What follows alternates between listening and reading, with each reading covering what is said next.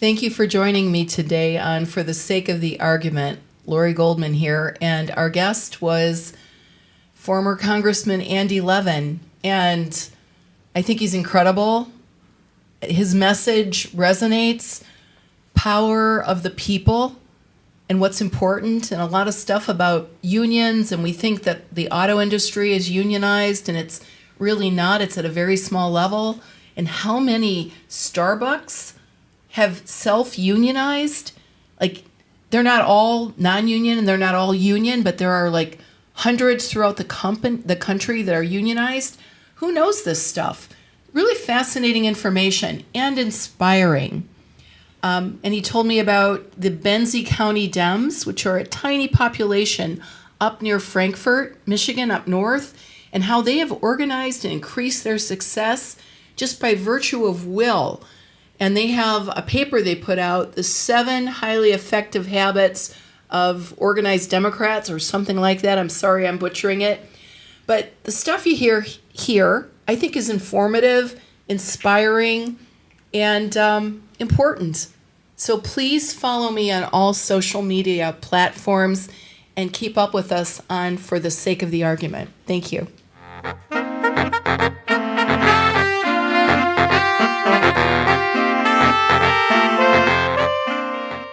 Andy Levin, former congressman of what was then the 9th Congressional District.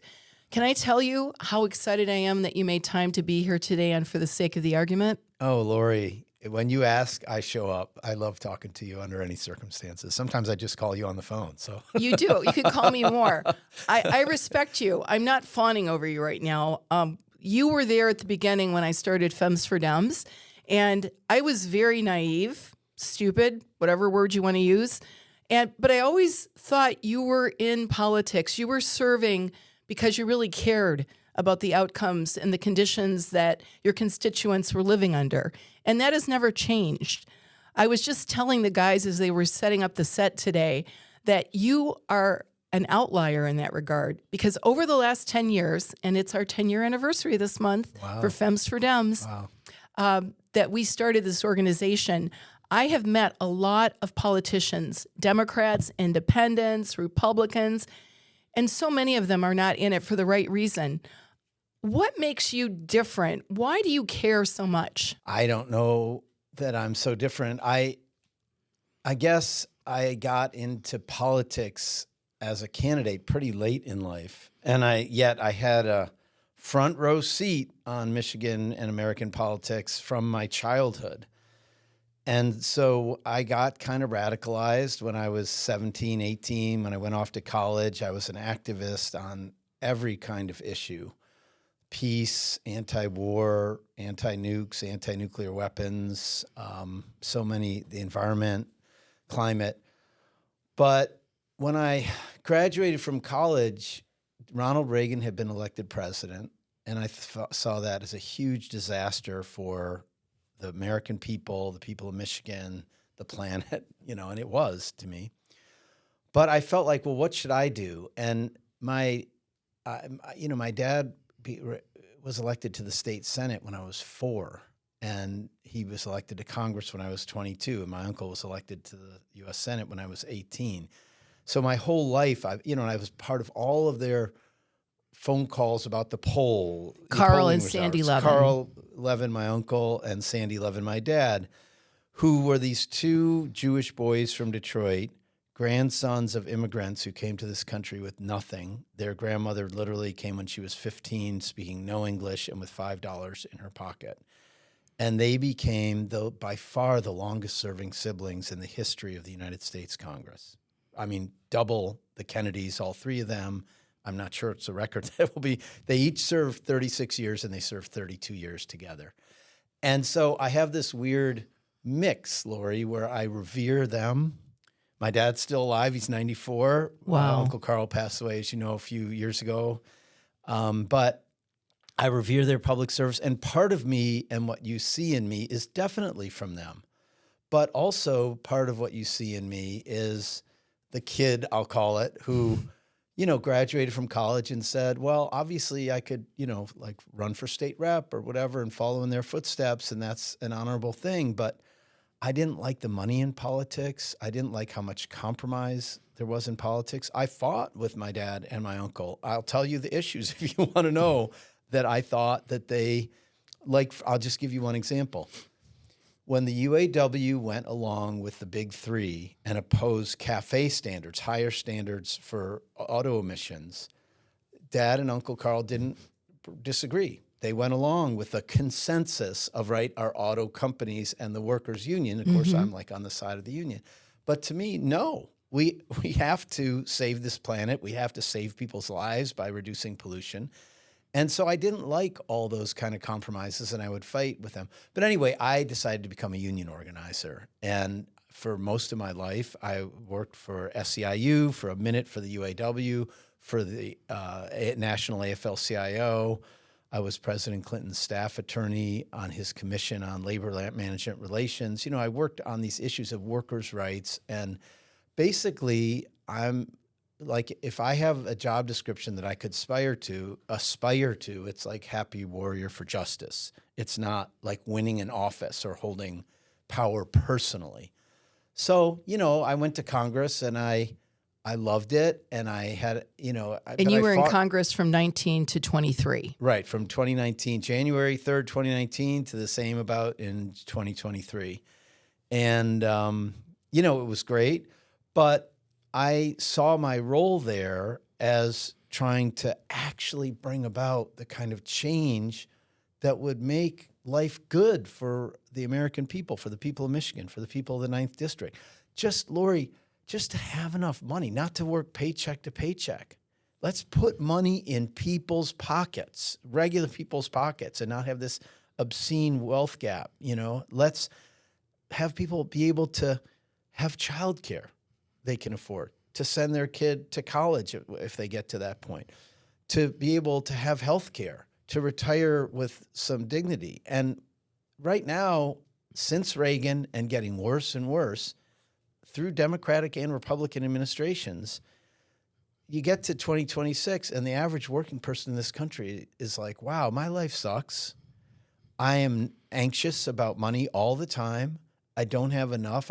Forget about taking a vacation or buying a cottage up north, right? I feel like I can hardly They can't buy their breathe. first home. Can't buy. And the ripple effects are huge, right? I can't start a family because either I can't buy a home or I feel like I can't afford the child care. They can't start a business, right? They don't feel like they have the resources to do that. You can't get a union if you want one in this country because the playing field is so tilted against workers. So we really have failed to make the kind of big changes that are needed to help people have a good life. And that's why we get the politics of Trump, I feel. In 2022, you lost to Haley Stevens after AIPAC poured millions and millions and millions of dollars into your House primary to her against you. AIPAC is still dumping millions into Democrats and Republicans' primaries across the country. What lessons do you think Democrats need to learn about organizations like AIPAC? And what did it feel like? What was it like to run against a candidate with so much PAC money behind them? How did that affect your race? Well, just in terms of that race, let's remember that AIPAC put $4.5 million or more of dark money we're talking about now. They also put so-called... And dark money is money you can't easily track. Right, and it's not a direct donation to the candidate. It's giving money on the outside, and then they do their own campaigning. Like an offshore account. I guess.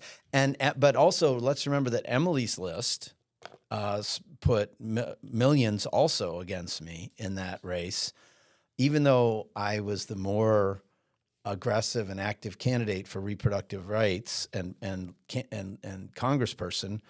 And for example, I introduced the first ever resolution on abortion providers Appreciation Day, and we had Mazie Hirono did it in the Senate with me, and we had the children of Dr. Gunn, who had been assassinated he was at his abortion clinic in Pensacola, Florida, many years ago. Anyway, but there was all this money against me, and I mean, what it felt to run like that is just we were swamped. We had no we couldn't raise that kind of, millions. I mean, I raised for that primary, I think, $2.5 million or $3 million. Seems like Which is already not a easy to ridiculous, do, and right? it's also just like all Person this by money in person. politics. Yuck, yeah.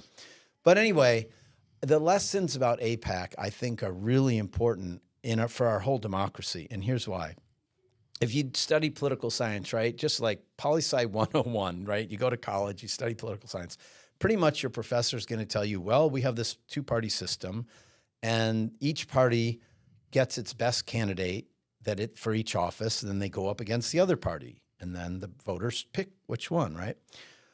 But what if an organization like AIPAC can come in and bring millions and millions of dollars of Republican money into Democratic primaries?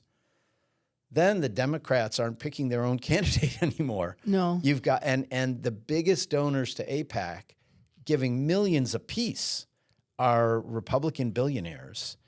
And so they and really, so it doesn't just hurt Democrats.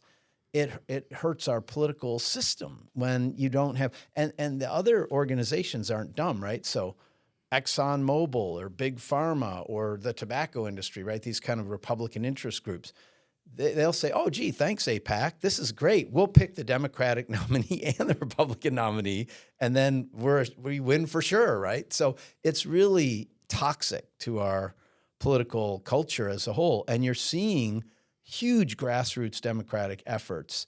I think the Nevada Democratic Party has led it, but many state parties now have these resolutions calling on money like AIPAC money to be excluded, that state parties should not let them pollute our primaries like this. So, obviously we ought to get big money out of politics altogether. The Citizens United decision by the Supreme Court was a disaster. But that will take a lot of work. But we certainly can do things now to try to reduce the influence of these kind of toxic outside groups in our Democratic primaries. I'm old, but I learn something new every day, and I didn't know that Republican billionaire PAC money was coming in to support Democrats to kind of fix the race. Yeah. They were pulling strings. That's terrifying.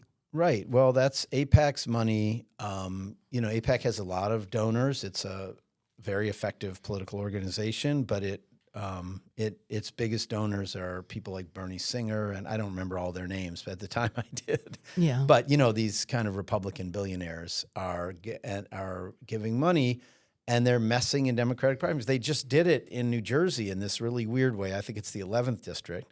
They were really against Tom Malinowski, who served in Congress with me at the same years I served. And he's not a progressive like me more generally. He's a perfectly upstanding guy.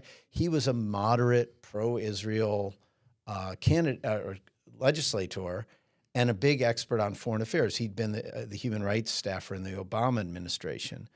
And after he left Congress and while he was running in this race, he said, well, we might condition aid to Israel on, like not dropping 10,000-pound bombs on apartment blocks, say, or something like that. Mm-hmm. And therefore, AIPAC went after him in this primary, and they spent a couple $1 million against him. And in the primary, a much more progressive Democrat won who said what happened in Gaza is a genocide. So I'm not even sure what AIPAC's strategy is. Maybe it's that any so-called mainstream Democrat better toe their line because they will knock you out, as they may well have knocked out Malinowski. I think the fact that the more progressive candidate won in that race may be a broader sign that the Democratic electorate and base has had it with candidates who watch the polls, listen to the talking points given to them by their handlers and their consultants, and they want authenticity and boldness. And I don't even remember the name of the woman who won the race. I don't know that much about New Jersey politics, but she definitely is a bold progressive candidate. I see that more and more in my older lady, suburban conservative Democrat group that I hang around with. People are sick and tired of politics as usual. So you're absolutely right. So let's switch to the U.S. Senate race. You have thrown your weight and your influence and your support behind Dr. Abdul El-Sayed. Why do you think he's right for Michigan? Well, it really, excuse me, it really relates to what we were just talking about. I mean, I know all the candidates, obviously, and I certainly hope a Democrat will win. But I think Abdul is the right candidate for this moment because he has a real class analysis. He has a real economic analysis. He will be a candidate for working people. He won't, like, for example, unfortunately to me, our governor and some of our at the state level senators decided to kill one fair wage. I agree. Our governor and some of our state senators made this so-called compromise with the Republican-led state House of Representatives and killed one fair wage. That the people voted for. The people voted for, and it was going to be on the ballot, and there was a whole complex Supreme Court case about it. The restaurant industry poured millions of dollars into this, and they made this kind of grass tops campaign where they got some wait staff out there saying, "Oh, don't take away our tips," And obviously, the bill did nothing to take away their tips. It did not. And here's the thing, though, Lori, that's so interesting. In this situation, there are 7 states that adopted one fair wage. In other words, adopted the same minimum wage for tipped workers as all other workers. And none of them even did it recently, meaning we have a lot of data on how things have gone in those states. And those states collectively have a higher level of restaurant startups than Michigan does. They have a restaurant industry that's flourishing. They haven't all gone out of business. And you know what? They have a lot lower rate of harassment claims put in by restaurant workers because restaurant workers who are making $15 an hour or whatever don't, and the tips aren't like so much of their and wage. they're still getting their tips. And they're still getting their tips. But if someone's harassing them, they can just say like, no, I'm not going to, deal with you, commenting about my body or whatever, all the horrible things people might do. And I just ask your listeners personally, like, have you ever gone to Minnesota or Colorado or Oregon or Montana, whatever these states are? Did you tip? Yes, you did. Yes, we did. Because that's just what you do. That's right. So anyway, I think back to your question about the Senate race, Abdul El-Sayed is someone who will follow the money, follow the power, decide what is best for the working people, and he won't deviate from that because some rich person, offers him money or some industry or whatever. And we need more plain-spoken, bold politicians. And I got to tell you a story because people say, oh, well, he's not electable. Why? Because he's Muslim, because he's Arab American. That's what they mean. That's what they mean. Okay. So, I worked for the National AFL-CIO for a long time. And in 2004, I was working for them. And the National AFL-CIO, which is the labor movement of the United States, almost all the unions are in it. So it's like an umbrella organization. And every quarter, they have a meeting of the Executive Council, which is like 53 presidents of different unions kind of thing. And in the winter, it's always, or it used to always be anyway, in Miami or somewhere in South Florida. So February 2004, and I always had to go because I was a staffer presenting to these, the board. So I'm there, and the leaders of the Chicago regional AFL-CIO went down there. They weren't asked to go. They just went because, they said they had to go, but it was like a vacation, whatever. And by the way, it was 3 Irish men. Think of Chicago, the diversity of Chicago, the working class, the working people of Chicago, but all 3 officers were these 3 Irishmen. Okay, they were great guys, right? But whatever, that's just something. And so one of them was named Tim, I think. And I said, Tim, what are you guys doing in the U.S. Senate race? 2004, they had a U.S. Senate race in Illinois. And he said, oh, we're backing so-and-so. I forget which one, but there was a whole bunch of people in this primary. I said, oh, what about this guy, Barack Obama? And he put his arm around my shoulder and he said, Andy, let me tell you something. If you think the people of Illinois are going to vote for someone named Barack Hussein Obama for U.S. Senate, you don't understand Illinois politics. I agree that's a thing. 22 years ago. So don't tell me the people of Michigan will not vote for Abdul if he is out there cutting through the BS. And I'm going to tell my fellow Democrat, I love our party. I'm totally a partisan Democrat. Basically, the working people of this country, the voters of this country, they look at our party and they say, you are just as bought and paid for as anyone else. What do you stand for? I don't believe you stand for anything. And this is despite the fact that I know well that our policies are better than the Republican Party's for working people. But we need people like Abdul who the voters will look at and say, I know what he stands for. I know who he's going to fight for. And I think he's the best candidate for this moment for that reason. Besides Abdul, who else are you excited by that's a candidate? Local, state, federal? Well, let me just call out a couple people because this is at this stage of life, Lori, I'm just so delighted that some people, younger people who've been worked with me or have been kind of mentees are running for office. So Abbas, I'll just pick out two who are running for state senate in different districts, Abbas Alawiya and Justin Onwenu. They're both running. Abbas's district is centered in Dearborn, has a little bit of Detroit and some other suburbs. And Justin's district is centered in Detroit, has some downriver suburbs.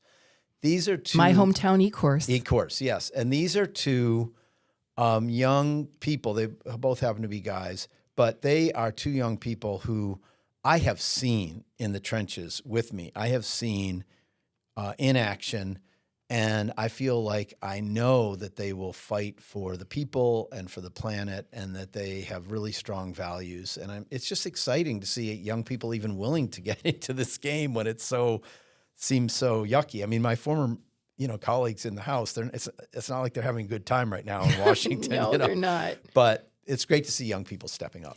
Well, I just had Justin in your chair where you're sitting now on for the sake of the argument last week. Oh, he wow. was very impressive.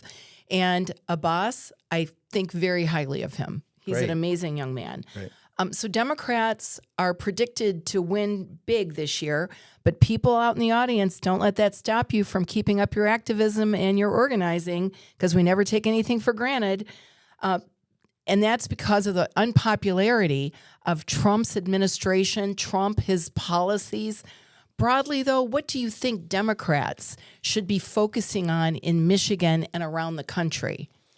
Well, that's a great question. I'll just say that I really have felt for quite a while that 2026 is going to be a year very much like 2018 when I was elected to Congress. That year was the first Trump off-year election. This is the Trump 2.0 off-year election. And he's gotten so extreme and crazy that I think the American people, even though they did vote for Trump twice, astoundingly, this is not what they signed up for. They didn't sign up for federal agents masked and with no name badges, plucking people off the streets. They didn't sign up for this insane kind of whack-a-mole tariff game and constantly changing. You never know what's happening with the economy, and prices are going up, and et cetera, et cetera. But I think that Democrats need to focus on a positive vision for the future. The people's unhappiness with Trump is there. I think Democrats have allowed Trump to have even more spotlight than he already always grabs by just focusing on him. Let's talk about what we need in this country. So I'll give you one of my own personal examples. Nobody has any retirement savings. I mean, I do, you do, maybe some people do, but most Americans don't have enough to live on when they retire, and Social Security isn't enough to live on by itself. It's sad. Right? So what about, I call it the All-American retirement plan. What if we allowed the Social Security, or required the Social Security Administration to add a pension on top of Social Security? So your Social Security stays the same. And by the way, let's solidify it into the next century by taking the cap off it, so rich people pay their fair share of it. And that would make Social Security solvent past 2100. So we should do that. But let's say instead of this crazy alphabet soup of IRAs and 401ks, or you don't have to get rid of those, but just imagine for a sec, Lori, if from the time I was a busboy, when I was however old you could start working, I hope I was old enough, but I started collecting an actual paycheck from a business. From your first employer when you're a teenager till you retire, every employer, even if you move states, wherever you go in this country, they can put money into a retirement account for you, and they are incentivized to match what you put into it, right? So that you put in, they put in. And then it would have super low administrative costs because Social Security, folks, is way more efficient than Wall Street in managing our money. Absolutely. So it would have really low administrative overhead, and you would have your Social Security as one building block, and then you'd have this whole other building block of all the money you put aside for retirement. It would be patriotic, it would be universal, it would be a Rooseveltian kind of program. So I think we need to think big about things like that. We should be going for childcare and pre-K universally. I got to tell you something. I spoke to the Benzie County Democrats over the summer, and I came up with this thing, The 7 Habits of Happily Effective Democrats. I don't know why. I loved that book back in the day. One of the only business books I ever thought was great, The 7 Habits of Highly Effective People. It just came into my head. And one of the 7 habits was be unified as we go into this election.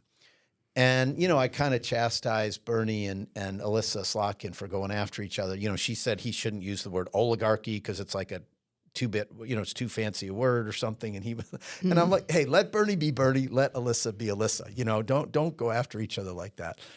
But the other thing that I said was be bold. And the thing is, people like Alyssa Slotkin, when I was on the Education Labor Committee fighting for Build Back Better, which was what we we fought for when we got the Inflation Reduction Act, which wasn't as good, right?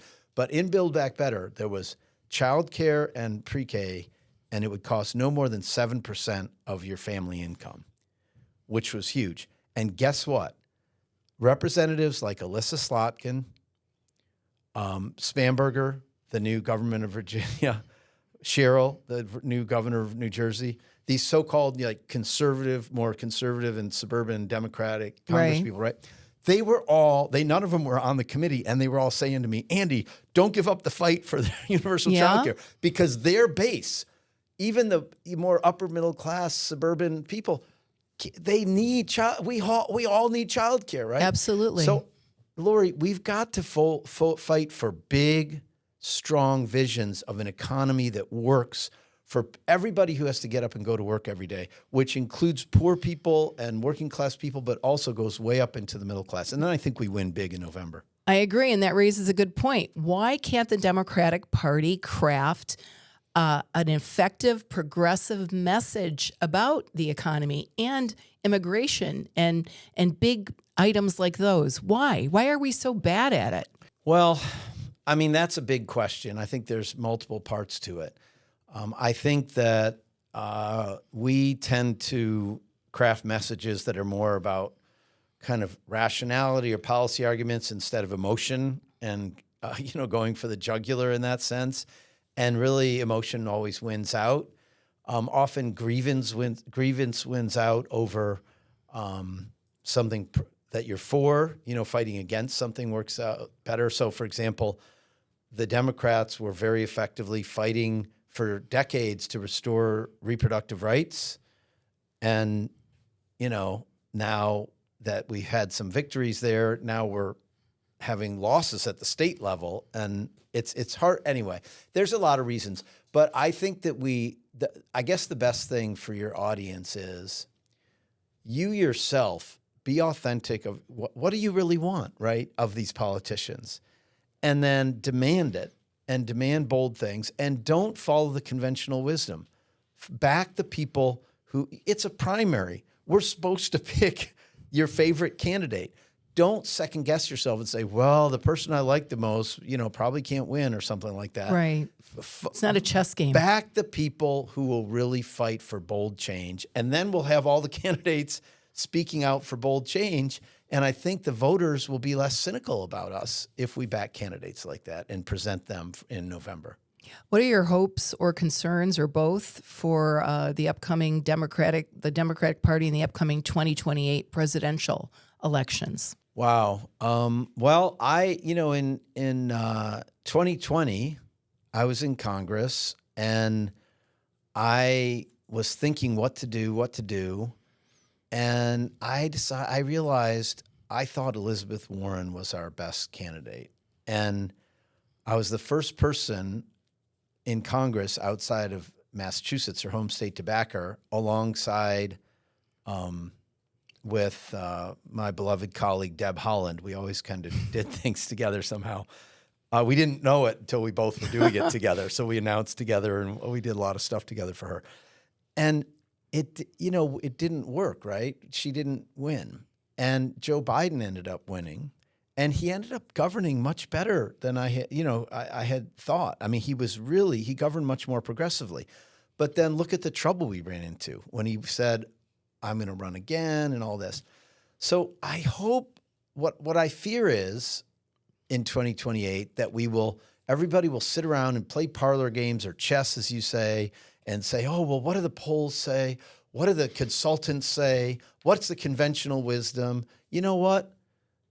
Buck conventional wisdom. Find the candidate that is that speaks to the heart of the American people most, that speaks to the needs and the hopes and dreams of the American people most. And I think if we choose a candidate like that, we're much more likely to win than if we, choose like the least offensive candidate or whatever. What are your thoughts on candidates like Pete Buttigieg or Gavin Newsom or Kamala Harris? I mean, I don't really want to get into. I'm really not thinking about it. I guess one of my things is that I don't like speculating about the future that much. I'm kind of boring in that way. I mean, I'm not that much fun at like Democratic cocktail parties, because to me, what I want to see is like to the Benzie County Dems, right? I was like, okay, I nerded out and I looked at their voting in the last, I think I went back to 2016 or 18, and I looked at all the presidential elections and the elections for Senate and governor. Because in 2026, we're electing a new governor and a new U.S. senator, right? Because Gary Peters retired here. And I looked at their voting patterns, and I'm like, don't talk to me about the future. My seventh habit is be awesome, by which I mean don't be not being popular, but be effective. Like pick real targets and achieve them. And I found that in Benzie County, first of all, they've been doing pretty darn well. They were only getting like 4,000 votes for Democratic candidates in like 10 years ago. And now they're getting above 5,500. And so I thought, wow, even though it's not a presidential election year, could they get 6,000 votes for governor and U.S. Senate here in 2026? That would break their record even for a presidential year in an off year. And Lori, they were totally into it, and they've got the number up on there, and they have an actual office. I love that. And so my thing is, I'm not that into thinking about 2028.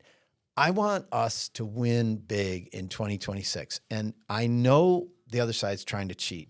This ridiculous thing about redistricting in the middle of the decade, all this voter suppression stuff, this idea of, quote unquote, nationalizing elections and, the SAVE Act and bringing out troops or ICE or whatever, that stuff is real. I want us to all focus on it. But I think if we organize effectively and we come out in November, we are going to have a huge wave election. And I want not only us to do that, but I want us to do it in a way that Lori Goldman feels good about. In other words, that it feels like it has a message, that it feels like it has a vision. I'm afraid to say it probably won't be like centralized and from the top or in a super organized way.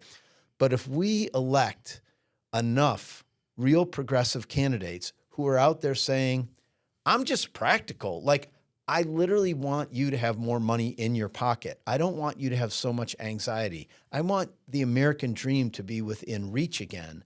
Then I think that'll be super important for us going into 2028. And it'll affect, Lori, what you think of Buttigieg or whoever you said, Gavin Newsom and the others, they will be, because they go by talking points to some extent or whatever, some of them.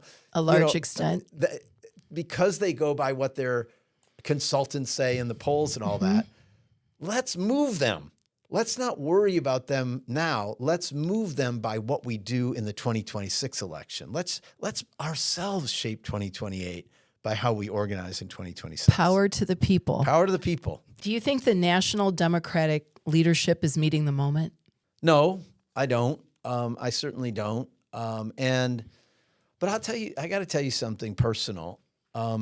So I definitely have some FOMO, like I'm not running this year, and it's hard for me, right? Not to run.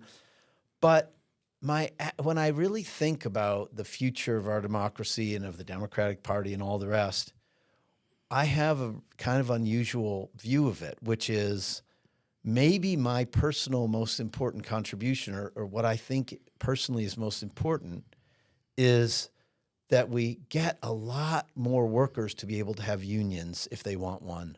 And that's the biggest way we could make change. And you're like, or many people be like, what are you talking about? And the reason is that we used to have, back in at our strongest, we had 35% of workers in unions in this country. And now, and that was overwhelmingly the private sector, because the public sector was way tiny when that was the case in the late 40s and early 50s. I'm surprised it was only 35% back then. I know, but that's the thing, Lori.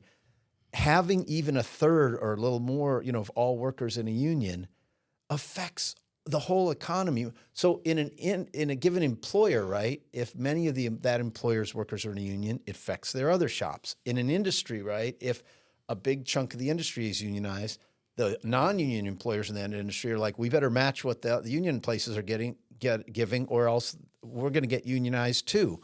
And it affects the whole country. When the steel industry was union, right? The auto industry was union. And today we sit here in Detroit and we're like, well, of course the auto industry is unionized. No, it's not.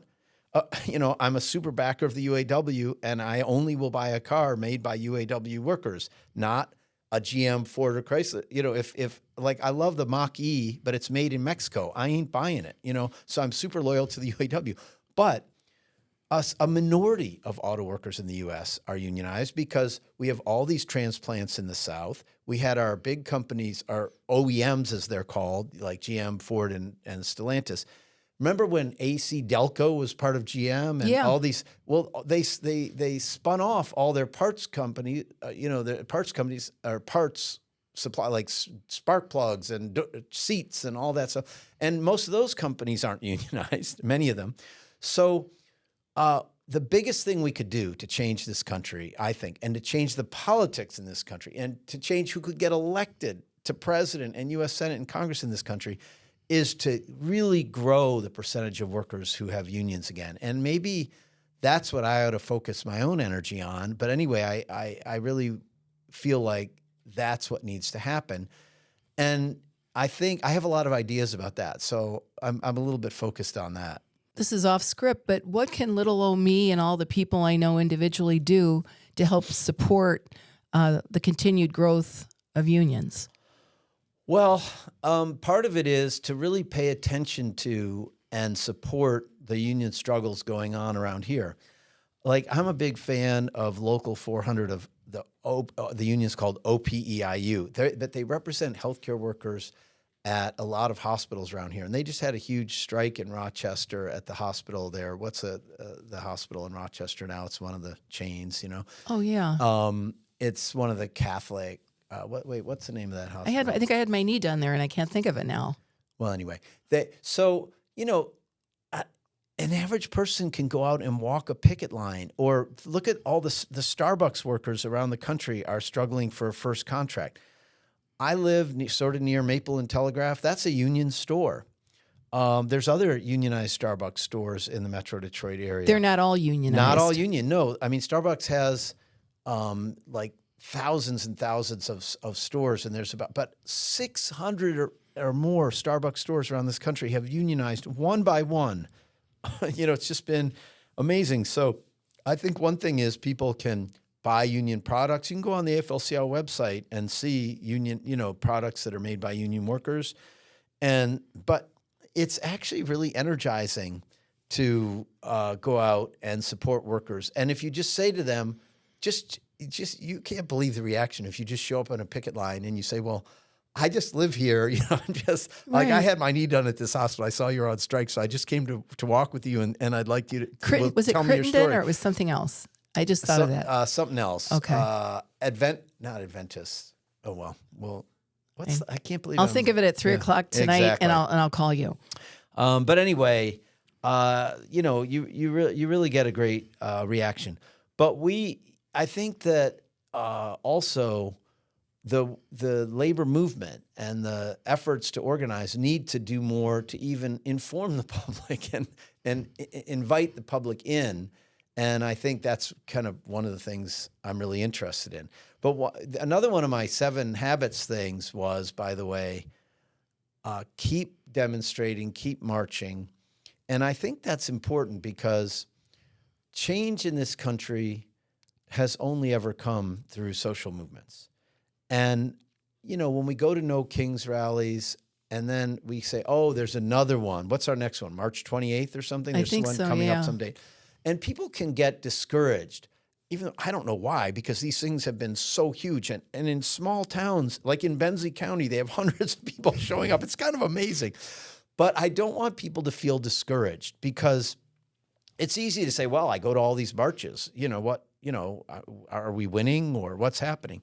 But if you look at history, right, the only way that women got the vote was not through talking nicely to members of Congress or something. It was by marching. The only way we got civil rights, the only way we got marriage equality, the only way we broke through on the AIDS crisis and got, remember the group ACT UP? I mean, they were outrageous, right? They were unfurling banners in Manhattan. So not only keep marching, but be creative.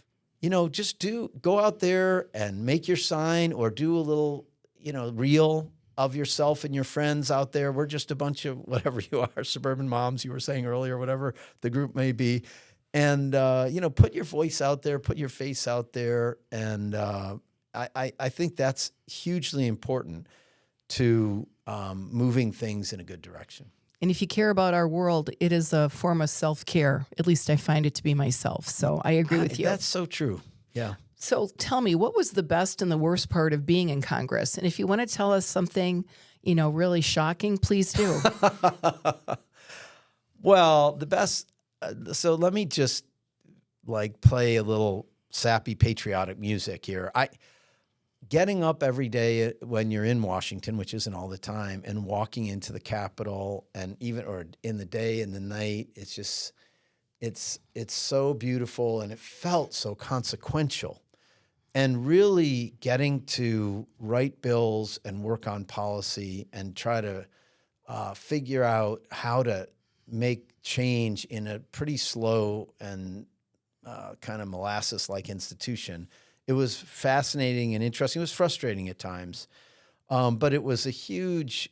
It was exciting, and it was an honor. And the thing, part of the worst thing is everybody's like, "Oh, congressman," and you.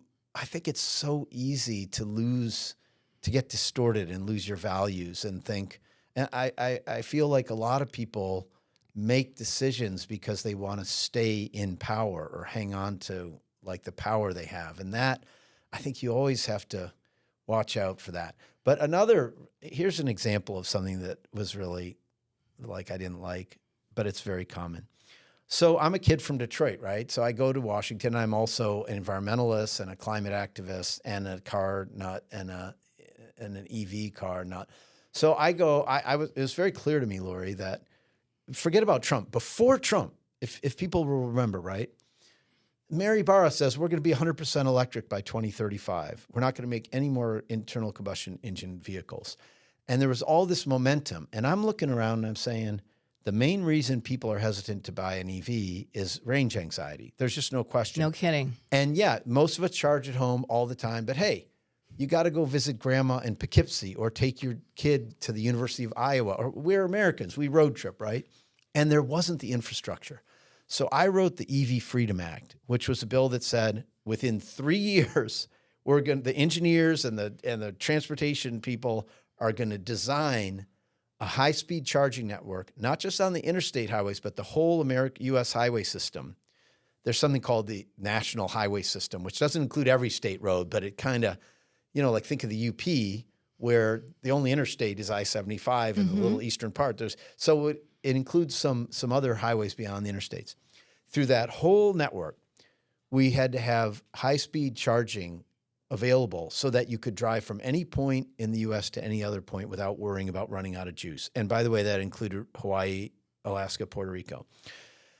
And the reason I'm telling you this, and I decided to ask AOC to co-sponsor it with me because she was a big superstar and famous, and it did draw, and she loved it, and it drew attention to the bill. And it became one of the kind of core Green New Deal bills. But what happened? Well, my colleague, much more senior, the chair of the Transportation and Infrastructure Committee, and his staff, Pete DeFazio was the chair, and he retired when I left Congress too. He's a wonderful guy. But he personally said to me, and his staff said to Abbas, actually, my staffer on this issue, oh, well, Andy, like patting you on the head kind of, that's nice, Andy, it's way too grandiose. It's not totally unrealistic. And, we have why don't you do part of the electrification corridors? And I'm like, what's that? And he's, basically like Boston to DC and Seattle to LA or something, where all the blue people are, and we do some little charging infrastructure there, and we call that our plan. It's totally inadequate, Lori, to save the planet. Right. And so what happened? Well, GM, before Trump and all his attacks on EVs, GM and Ford, and they were losing billions of dollars. They had to slow down the rollout of their electric vehicle lines, slow down the Silverado and the GMC truck and all this, and other vehicles they were going to introduce, because people weren't buying them fast enough, because we didn't – look, we're a capitalist country, but for that to succeed, the government has to go in there where it's not profitable to put in infrastructure when there's a big change happening and say, hey, well, you know what? We're going to put in this infrastructure. And we could have even done it in ways that didn't cost the taxpayer that much. Like if you own a Hilton Garden Inn and I own a Courtyard by Marriott at some highway interchange, and the engineers say there has to be 16 chargers at that, I'm going to be like, whoa, I'm not letting Lori's hotel get all those chargers. I'm getting some because people are going to stay at my hotel to charge overnight. And I think that businesses would have largely paid to host the charge. So, the whole thing, we just need more less caution in DC and less molasses. And so the thing I hate the most about DC, I'd say if you can make one change, get rid of the filibuster. Now, I was in the House. That's in the Senate. But the whole Congress doesn't move because to get anything done in the Senate, you have to get 60 votes. And even if we have a wonderful miracle on ice in November and, somehow we take over the U.S. Senate, the Democrats do, the idea, we're not going to have 60 or 61 votes. If we have 51 or 2, we'll be so pleased, right? So again, the filibuster would stop you from getting anything done. And I used to fight with my Uncle Carl about this, who was a huge institutionalist. And he would say, Andy, you think the filibuster should be eliminated, but what about when the Republicans are totally in charge and they can pass everything they want? And I said, Uncle Carl, let's roll the dice. The Democrats have failed to win the allegiance of the American working class and the voters broadly because we never actually implement our program. If we believe in what we say, and we could, do you know, Lori, that when Lyndon Baines Johnson was president, he passed much of what we call the Great Society in a matter of about 15 months. The things we have been here all this time since. These huge bulwarks of American democracy and the middle class. So I say to my, worry wart, my uncle and others, yeah, I'm willing to roll the dice. Just imagine for a minute if we, in one session of Congress, we passed $15 or $20 an hour minimum wage. We changed the tax system so rich people paid their fair share. We had mandatory paid sick leave. We had child care that people could afford. We had free college at state universities and community colleges. And then if you want to go, if you can get into Kalamazoo College or Harvard, a private thing, you can pay for it, whatever. I mean, it would change this country, Lori. We have to change this country. That's right. That's how change comes. It's Right. hard, but it's clean. Right. So, it was a very mixed bag serving in Congress, but I loved it, and it was a big honor to do it. And I really want to encourage people to run for office, because with all the warts, it's still so important for good people to run. But I also want to encourage people that if they think, well, I want to make big change, but I don't want to do that, that's okay too. Because remember, what really moves the legislation is, yes, having LBJ there to sign the Voting Rights Act and the Civil Rights Act, but actually, and good for him that he signed them and whoever introduced it and whatever, but it was Medgar Evers and Fannie Lou Hamer and Dr. King and Jesse Jackson, who just passed away, and so many others who really made it happen. So I'm like, be a happy warrior for justice. Go out there and get involved in the labor movement, or a movement to save our planet, or whatever your issue is, or run for office. The main thing is, and what you said earlier, for your own sanity, for your own emotional, mental, spiritual health, don't sit on your couch. Get out there with other people. Find people who want to be shoulder to shoulder with you, and have a great time making change in the world. Andy Levin, are you going to run for office again? I don't know. I'm not ruling it out. It's possible, but I don't have plans to right now. And like I said, just being honest, I on some levels I miss it, but on other levels, I mean, look, Lori, since what am I doing now? Right? I'm not in Congress. I'm not running. I'm working to help school districts adopt electric school buses, and counties and cities and universities adopt electric fleets of like trucks and cars and stuff. I'm working with the Environmental Law and Policy Center to push our utilities to close their coal plants and put solar and battery storage and rewild the land at these old coal utility plants. I'm working. Mary and I just bought a cross-country ski and snowshoe place up in Ontario, north of Sault Ste. Marie, and I want it to be the Highlander Center of the North, in addition to being just a gorgeous, amazing, relaxing place to get away and just ski around or snowshoe around in the Canadian wilderness. So life is rich, and it's not a straight line, and I'm having a great time. And like I said, I also have these ideas about doing something big to try to help workers organize unions to scale again. So I don't know if I'll run for office or not, but I want to encourage others to do so, and maybe one day I'll do it again. I don't know. Andy Levin, I thank you from the bottom of my heart, and I'm sure my audience does, for being here today on For the Sake of the Argument. Thank you so much. Thanks, Lori. It's great to see you.